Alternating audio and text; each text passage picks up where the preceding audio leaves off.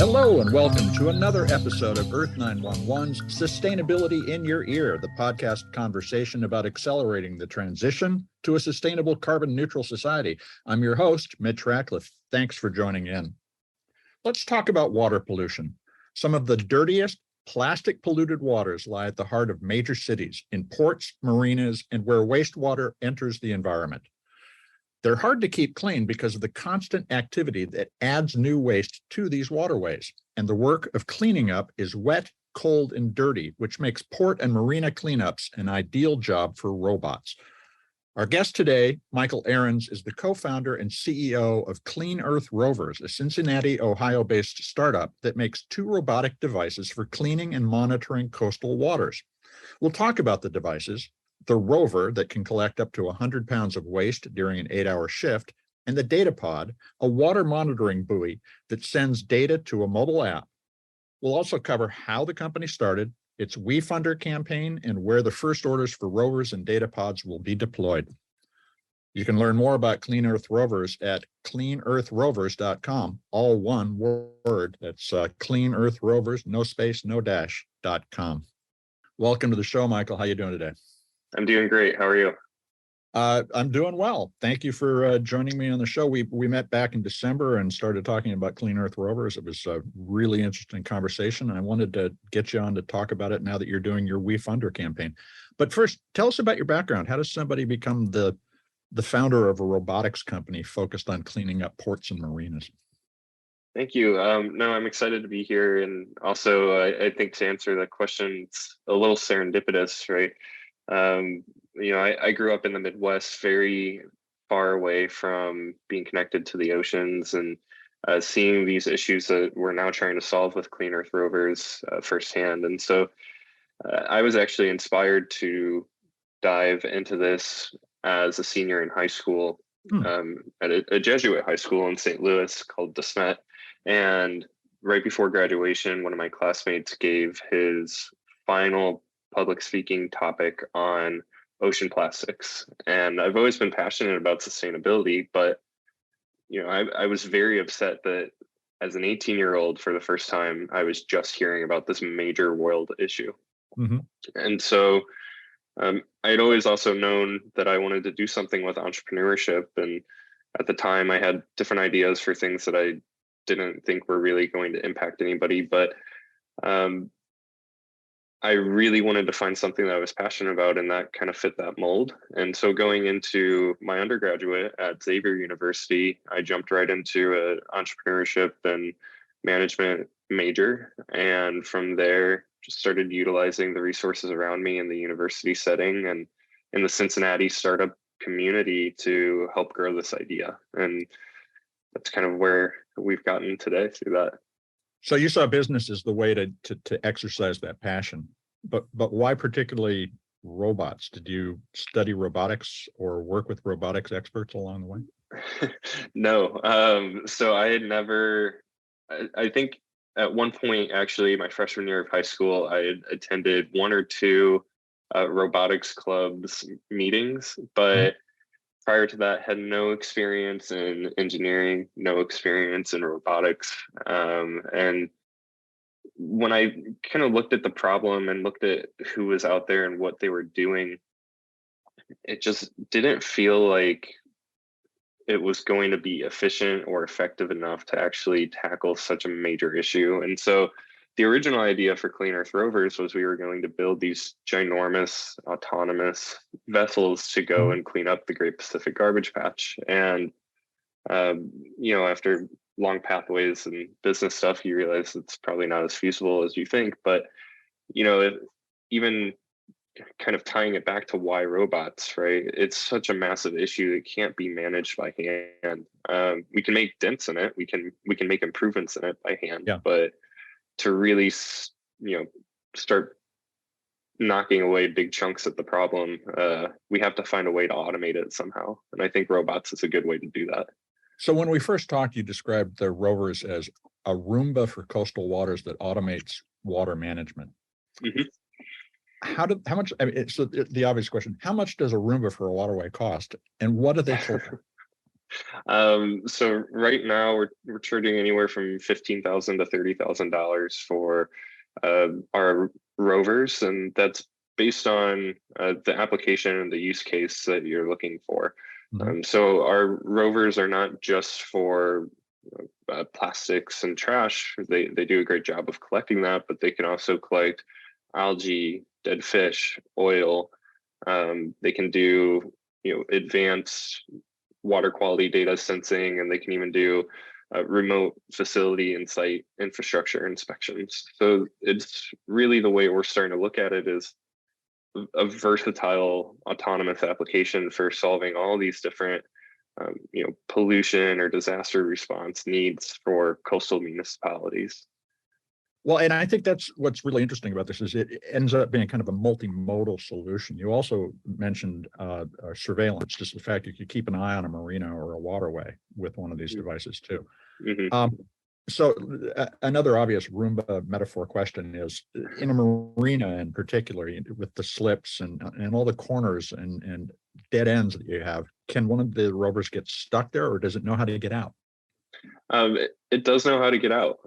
So it uses autonomy through waypoint navigation and tracking. So the way that if a marina were to buy and use our vessels, they would be essentially looking at a map of their facility. They would draw, an area in which they want to go and clean, and then the vessel uses, a combination of LiDAR and the positioning autonomy to use collision avoidance and other things to navigate through those waypoints and that path that was planned by the marina operator. So it can get into tight nooks and crannies, and I think we're now up to accuracy of about 3 feet, depending on GPS strength and signals. So what's involved in a day of using the Clean Earth rover? Do people need to have a staff to go out and remove the stuff that it's collected? And I guess the other question is, how does that compare to having humans do it? Yeah, both great questions. So I would say this is kind of dependent as well on user, right? So we, for example, have disaster control contractors and response contractors down in Florida that will be using our devices for algae bloom response, fish kill response, hurricane response. In their interests, they actually want to drive it by hand. So you can stand there all day if you really want to and use a controller to drive it. But then, for the use case of a marina or even a municipal team that might be managing it, what their day-to-day might look like is more using it completely autonomously, where you go online, you schedule the waypoints, the device does its thing, you get a notification when it's done. And then the process of emptying it is actually can be done in 10 minutes or less. It's just removing a bag, replacing the bag, and then sending it off on the next mission. Now, and compared to humans doing this, where and you sent over some math that you shared with me, it ends up costing about $26,000 to do roughly what you can do with the rover for less. But can you describe the physical coverage that one rover can take care of in a regular day? So the rover right now can do about 20 square feet per minute. And the difference between, cleaning some of this debris or pollution by hand versus using an autonomous vessel to do so, right, is you're limited when you're doing it by hand to as far as you can reach from the dock. And then if you're on a boat, right, your cost of cleanup is rising exponentially. And so, not only do we kind of solve both of those problems, but, to our point, you can send this out. It goes anywhere in the water as far away from the dock as you need it to. Can capture all the pollutants and everything else, and you don't have to worry about boat rentals and response vessels and things like that, because this is your response vessel, and it's also safer now for the response workers that are trying to clean the pollution out of the water. And how do they get recharged? Do you have to pull them out of the water in order to do that, or is it designed to be charged while it's in the water? It can be charged while it's in the water. It's just as easy as plugging a cord into your wall outlet at home. You just need an extension cord and a power line that goes down to your dock to do that. And if you don't have that, we actually just added like amphibious wheels to the device so that it can be pulled in and out of the water by one person, where there's a boat ramp, and it makes it much easier to manage if you need to take it somewhere else where it needs to be charged.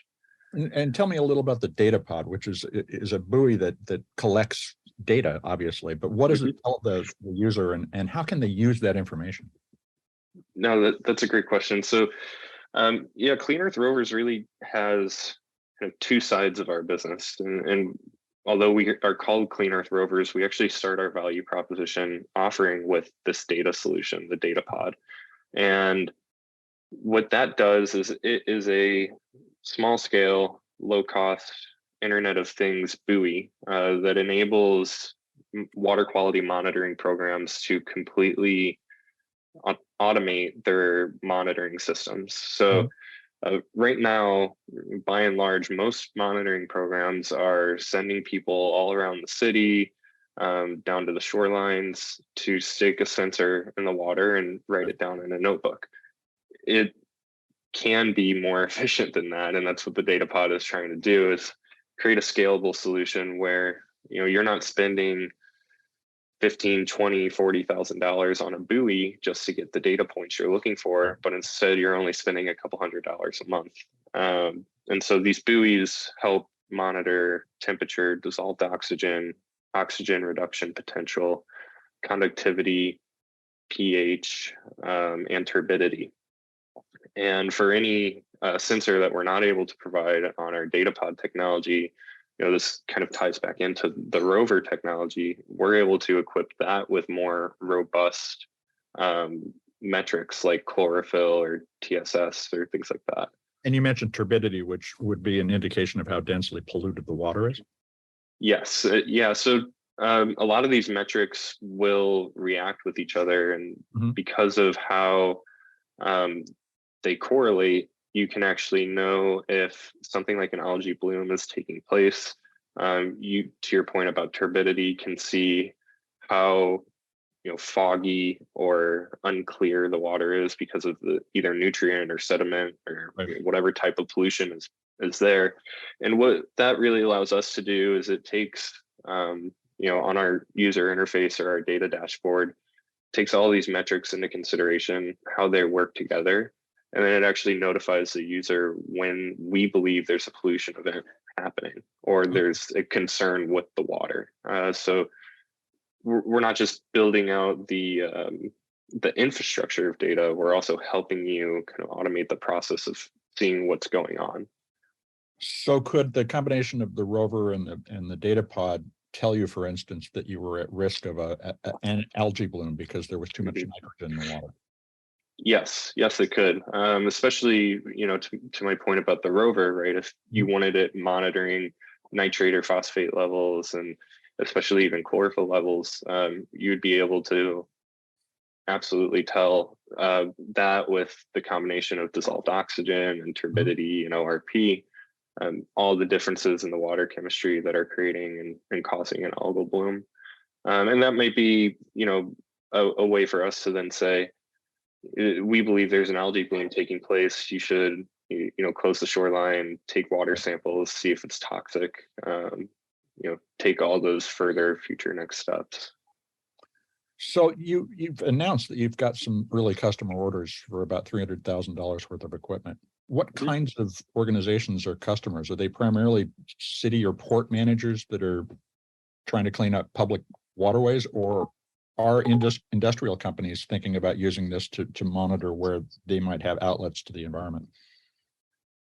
I think the industrial companies are definitely a potential player in this in the future. But for now, our beachhead market, or kind of who we're targeting at first, is Coastal municipalities that have very high levels of coastal water, or high concentration of beaches and shorelines throughout their area. And on top of that, the first revenue contract that we have is with a disaster response contractor down in Naples, Florida. And that's going to be a distributorship model that we're going to test, where they then can help provide our equipment and sell it to the municipalities in their region, other contractors in the response region, and see how that works for us. The question that occurs to me: how many rovers are needed to really take care of just, say, U.S. waterways? We must be talking, if not tens of thousands, hundreds of thousands of rovers. The number is quite large. So we at one point were heavily focused on providing this as a solution for just the marina industry in the U.S. And when we were looking at the impact and the numbers there are roughly 14,000 marinas around the U.S., and 11,000 of them are coastal. If we were to provide one rover to all 11,000 of those marinas, we would be making a year over year. And again, there are a lot of hypotheses and assumptions here, but we would be making a 15% waste reduction from the US's contribution to marine debris. Just one per marina, but if you got more densely populated, you could do more. Right. And again, there are a lot of assumptions there and hypotheses, but we estimate that 11 billion tons of marine debris enters the ocean annually, and out of that, 6.6 billion stays within coastal waterways. And a constant cycle, right, of being smashed against the beach and then pulled back out and going through all the different channels that are there. And so that's also why, and part of why we scaled down our solution to focus on coastal waterways, is we actually believe that this is where the issue is most prominent, and it's better to catch it before it ends up in a place like the Great Pacific Garbage Patch. And so, scaling down, starting smaller, and taking a strength by numbers approach in doing that. Yeah, I want to talk more about the progress you're making in a moment, but we're going to take a quick commercial break. We'll be right back.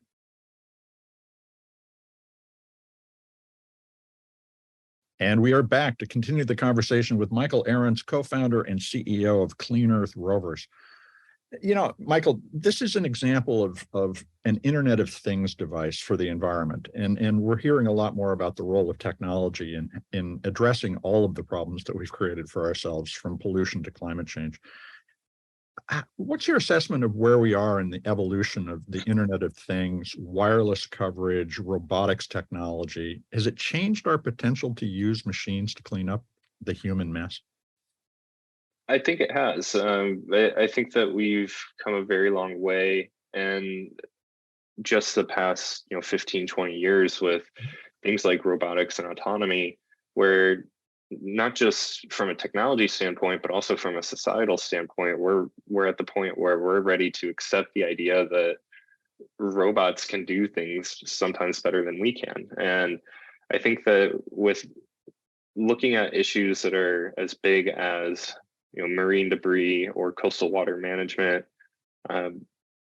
it is really difficult to do all of that efficiently by hand without some sort of automation in place. And so I think in our case, and in many cases, especially when it comes to clean tech or ag tech and other industry verticals, it does make sense to start integrating autonomous vehicles, robotics into our lives to help improve what we're currently capable of doing.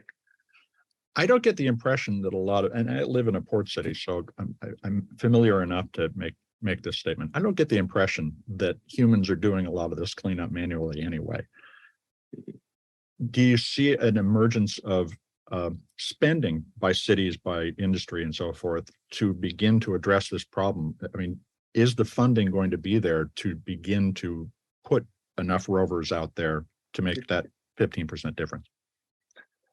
I definitely hope so, and I also do believe so. I mean, we've started to see data and use cases where municipalities are spending some big dollars on solutions to combat marine debris and other forms of pollutants. I think, Newport Beach here in Southern California is one of the local municipalities that we're doing a pilot program with, and they spent, I want to say back in 2014, about $2 million on a Mr. Trash Wheel device, which is a system that is larger than ours, located in Baltimore Harbor. And I think once it gets installed in Newport Beach, it'll be the second in the US, which is very exciting that they're taking all these steps to combat marine debris and pollution.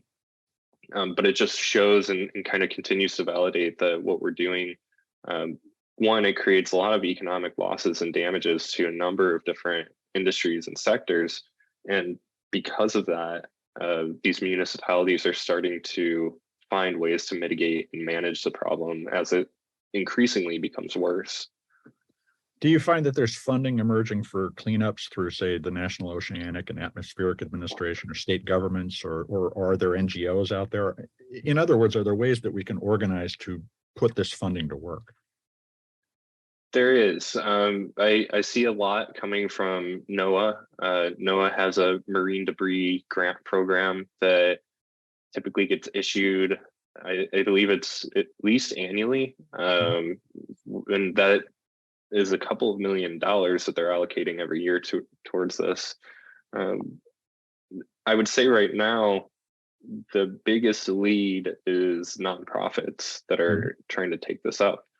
And so, again, I love nonprofits. I actually participate in beach cleanup events myself, but at the same time, I see there's still a better way that we can do it. And so, even if you had an autonomous vessel alongside volunteers at a beach cleanup, or even an autonomous vehicle skimming the sand on the beach, right? There are ways that we can help ourselves improve our efficiency and also make a bigger dent in this ginormous issue.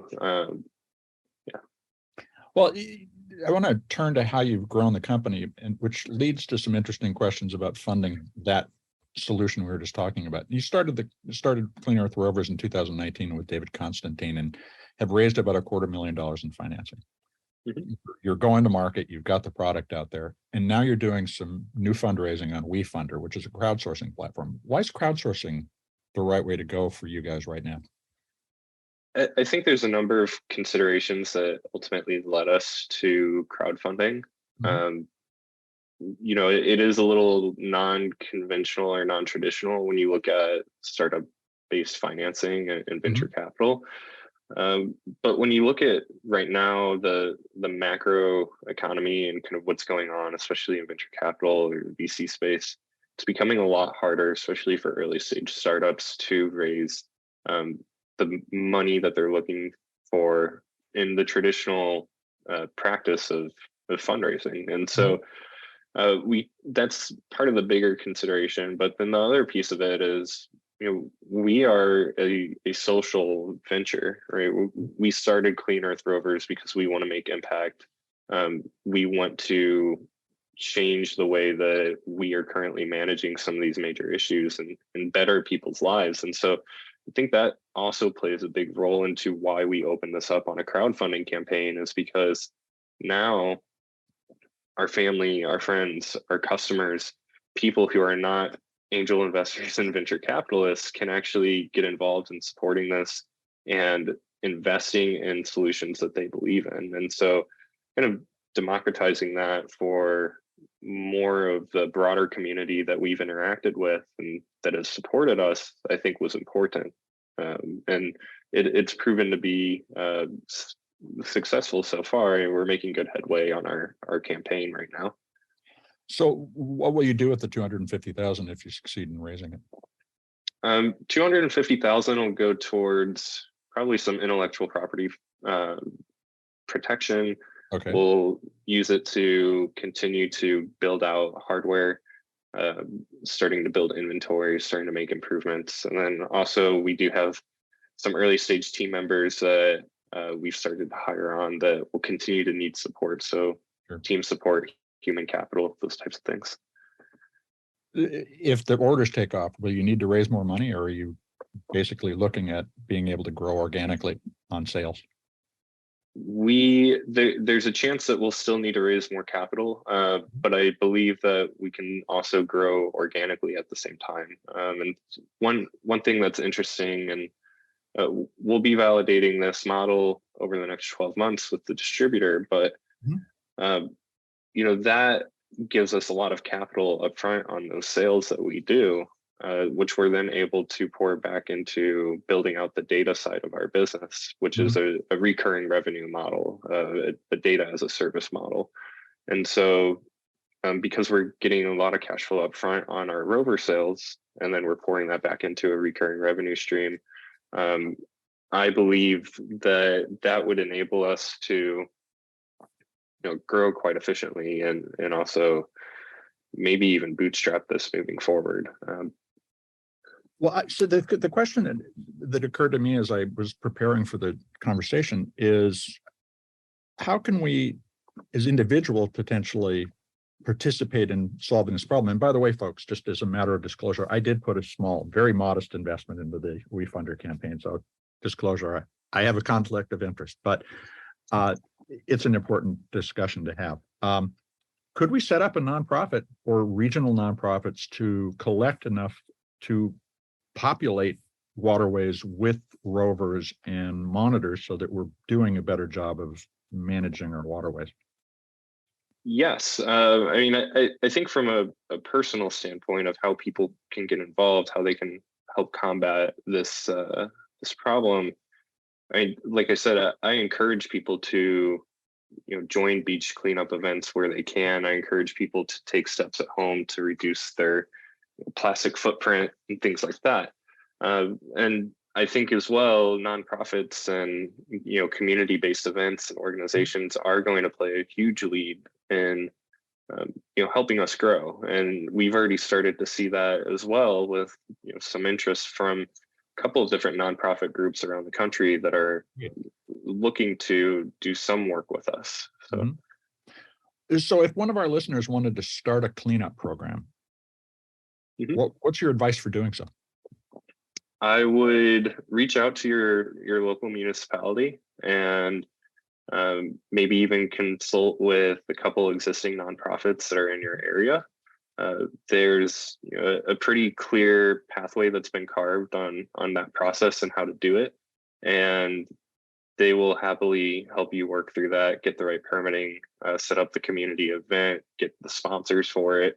It is a fun thing to do. I've never led one or organized one myself, but I have looked into it before. I've partaken in quite a few, and it's a good way to build community.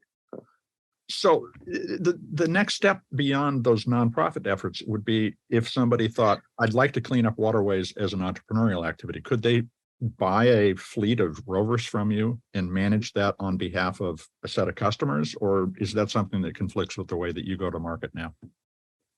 We're not opposed to people buying our devices from us. We actually encourage that. We want them to own and manage and operate them.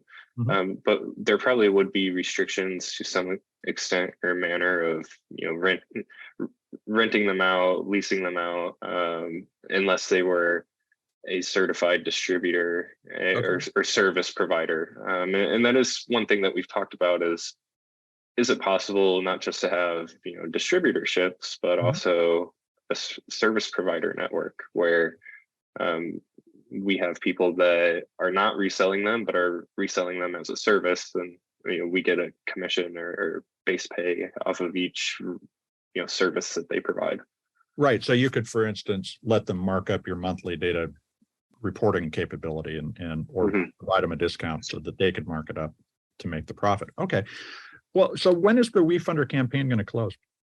So WeFunder actually, I think, gives us as long as 6 months to complete our raise. So we will be on there for quite some time. Right now, we are still in what's called testing the waters. So until we hit our first $50,000 in commitments, we then will have to do some paperwork filing to go live on the WeFunder platform, where the broader community can see it and start putting money in. And we're close to that threshold, so which is exciting. I've been tracking it, and then I've got my fingers crossed for you. So how can our listeners follow along as Clean Earth Rovers grows? Follow us on LinkedIn, Instagram, Facebook, Twitter. We've got all the social media platforms, and they're all just at Clean Earth Rovers. And I would say as well, LinkedIn is likely where we're the most active. So if you're on the professional network platform, definitely stay tuned there and continue to check us out. Well, Michael, thanks very much for spending time with us today. Thank you, Mitch. It was great. We've been talking with Clean Earth Rovers co-founder and CEO Michael Arens. Visit cleanearthrovers.com, all one word, no space, no dash, cleanearthrovers.com to learn more about the Rovers, the Data Pod, and their WeFunder campaign. Carbon emissions get the headlines, but the climate crisis involves many polluted natural systems that contribute to the planet's inability to process those emissions. Water pollution, from plastics and microplastics that choke and kill wildlife, to elevated acidity, nitrogen, and CO2 levels, must be addressed to restore the ocean's natural role as a carbon sink. A lot of attention is focused on the 7 great garbage patch gyres in our oceans, but that plastic and trash can be stopped closer to shore with robotics technology and an investment in preventing pollution, cleaning up oil and nitrogen from farmlands and industry.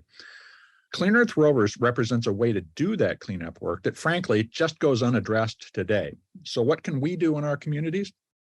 There is some funding available from government, but the solution to our local issues will require either more nonprofit fundraising or an entrepreneurial investment in cleanup capabilities. Michael suggested in another conversation that the first step in many locations would be to use the data pod device to monitor the water. Publishing that information, taking it to a city or county council meeting, sending it to your state or national representatives, and using it to reach out to other sources of funding may be the best way to kickstart a program where you live or work. There's a lot to do, folks, and I hope that this idea and the information that Michael shared will help you think about what you can do with your local waterways. Environmental awareness and responsibility need to go mainstream. I hope you'll take a moment to share this podcast by writing a review on your favorite podcasting platform. You folks are the amplifiers that spread more ideas to create less waste. Please tell your friends, family, and coworkers they can find us on Apple Podcasts, Spotify, iHeartRadio, Audible, and other fine purveyors of podcast goodness. I will really appreciate your support, as will the entire team at Earth911. I'm Mitch Ratcliffe. This is Earth911, and we'll be back with another innovator interview soon. In the meantime, folks, take care of yourself, take care of one another, and let's all take care of this beautiful planet of ours. Have a green day.